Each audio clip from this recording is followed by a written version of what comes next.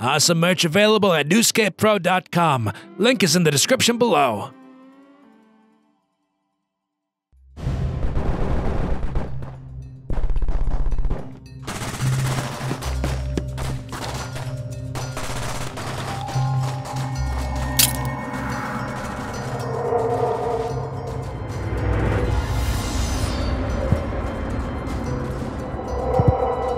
Oh dear, this is not good at all. Fret not, sisters. This may be the opportunity we've been waiting for. Experiments? Yes, I believe it is time for some science.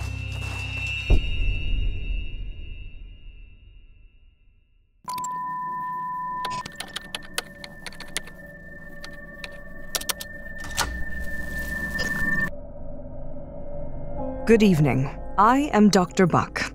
You've been selected to receive this briefing on SCP-1765 in advance of your transfer to Site-37. SCP-1765 is the collective designation for a group of 3 semi-corporeal entities, typically manifesting as humanoid figures with distinct individual personalities. Each of these manifestations is capable of speech, although some are more articulate than others.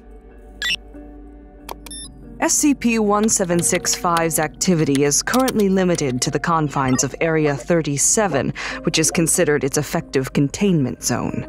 A defensive perimeter has been established around Area 37 according to standard Telemachus protocol.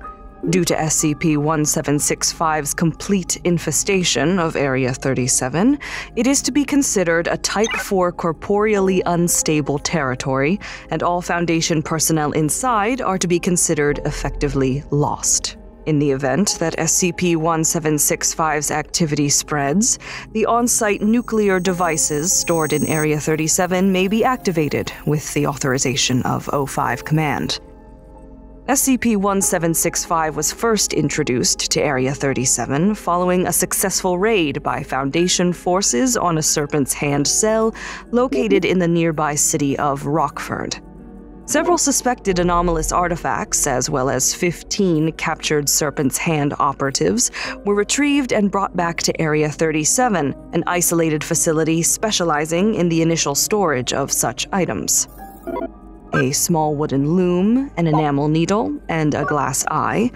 All 3 instances of SCP-1765 appeared and addressed the attendant personnel, Researcher Greg. This conversation was recorded by the testing chamber's monitoring system. Greetings, esteemed members of the Foundation. We come to you with auspicious news. Aye, you'll be right pleased, you will. Hello. What the hell? Pardon, sir. I'll be with you in a moment.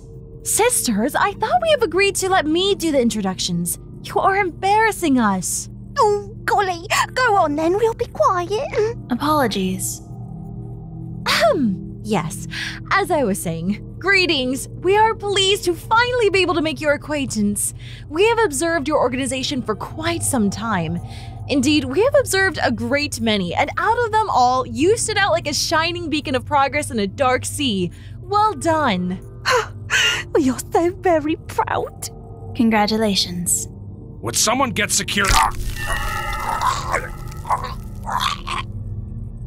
I told you, sir, I will be with you in a moment. Where was I? Oh, right. All this considered, we have decided that you and no other are worthy of receiving our assistance. It is an honor most rare, we assure you. Like a bloody steak it is, that's how rare. Tartar.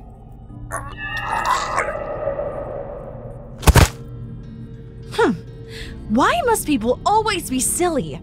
We shall have to fix that later. I keep losing my train of thought. It is most infuriating. Our help, Severity. Assistance. Thank you. Yes, our help. Seeing how meticulously you keep to the scientific method, we venture that we could be of most use to you if we do the same ourselves. Our abilities in that field are substantial, after all.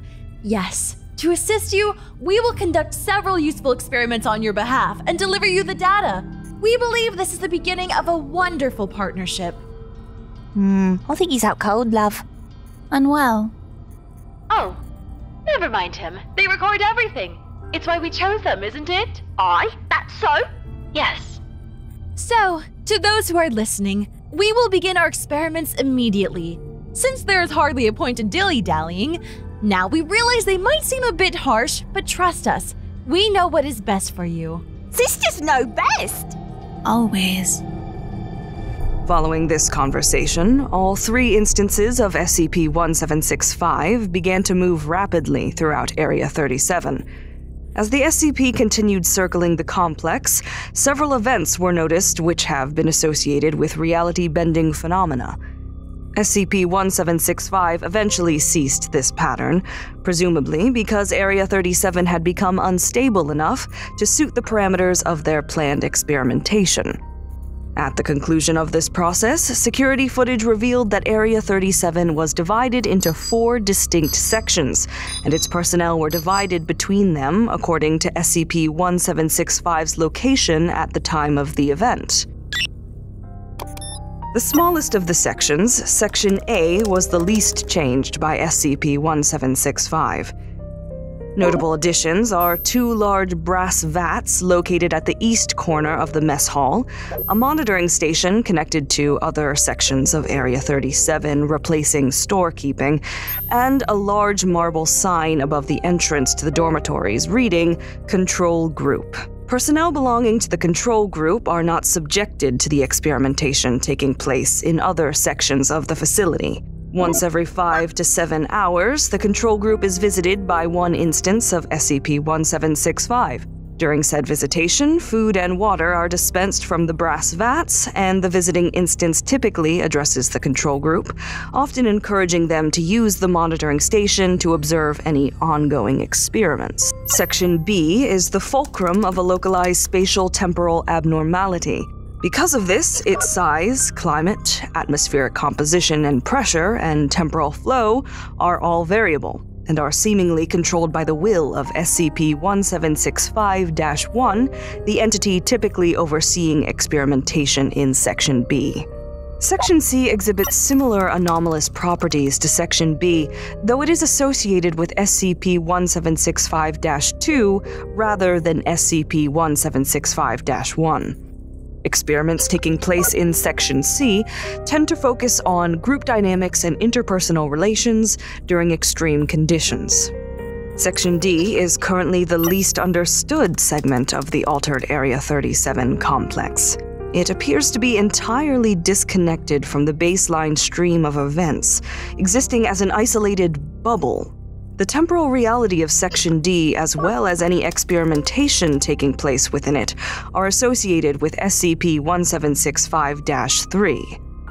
Regardless of the section an experiment takes place in, SCP-1765 will seek to provide the Foundation with high-quality video and audio feeds documenting it. This data is transferred to the nearest compatible Foundation server through currently unknown means. Footage will also often contain recorded notes by the supervising instance of SCP-1765. The following is a description of notable experiments performed by instances of SCP-1765. For this experiment, Section B mostly retained its original form, other than the occasional structural shifts caused by reconstitution events as a result of the experiment. Test subjects are brought into Area 37 Sports Center from an unknown location and are each given a wrench, a ruler, a brown paper pad, and a ballpoint pen. Subjects are then instructed by SCP-1765-1 to closely examine the sports center's plumbing system and to measure the exact length of each pipe and the angle in which it is connected to other pipes. This process takes between 10 and 12 hours due to the size of the sports center. Before it can be completed, however, Section B begins a reconstitution event, causing the plumbing system to be completely rearranged and rendering all work previously done moot. Test subjects are then instructed to begin again. The process repeats itself 459 times before the experiment concludes. Following yesterday's somewhat disappointing expedition to Olympus Mons, I have decided to attempt something less taxing on my test subjects, which are thus far proving to be both physically unimpressive and morally lacking. This simple examination of repeating sensory input and the manner in which it can be connected to other primal reactions to the point of overload should prove both useful to you and within my test subject's rather limited capability. Finally, a proof that even if we try to learn from experience, that attempt is ultimately pointless, since once life passes you by, you'll just have to learn everything all over again. That's useful knowledge, children. I do hope you are paying attention.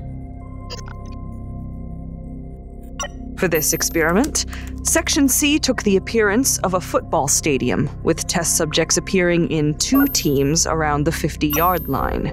Notably, the goalposts were removed and replaced with concrete bunkers. The teams were then subjected to a series of team-building activities that required them to work together to reach the bunkers on either end of the field.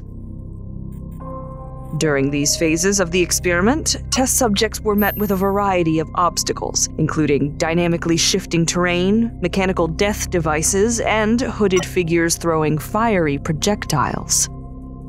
It should be noted that, regardless of any initial success, all phases of the experiment resulted in the deaths of the participants. The following research log was submitted by SCP-1765-2. I saw the kiddies were having a bad time with that double date thing we did, so I thinks to myself, smile! Kiddies today don't go for romance no more. It's too slow for them. They want excitement and sweat and explosions and sports. So I called a few old friends of mine and they were happy to help, weren't they, just? What was that name of the tall one with the robes? Madam? Or was it John? Can't remember, but I know he just loves the football. We sure had a grand old time, even with the burning and the crashing and all. Oh, I think I'm forgetting something. Oh, this was a test, yeah. See? It goes to show that no matter who you're with, you'll eventually get crushed by a huge metal hammer smashing down from the sky. No, that can't be right. I got it! Doesn't matter how much you prepare and who's with you. Sooner or later, fate's gonna catch up with you. Yes, this I like. This sounds just peachy. A lesson to be learned, my lads. A lesson to be learned.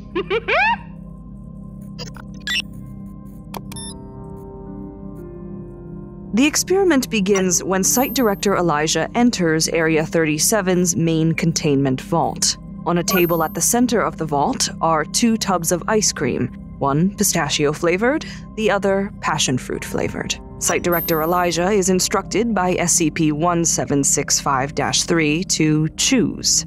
Site Director Elijah then chooses the pistachio-flavored ice cream and leaves the room. At this point, the footage blurs and the unchosen tub of ice cream is inexplicably replaced with a different flavor. Site Director Elijah re-enters the vault and is again instructed to choose.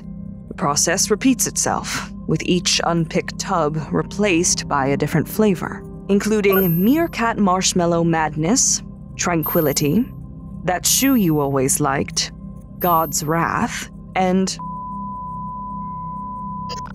This message is the only form of analysis we have received from SCP-1765-3. Delicious.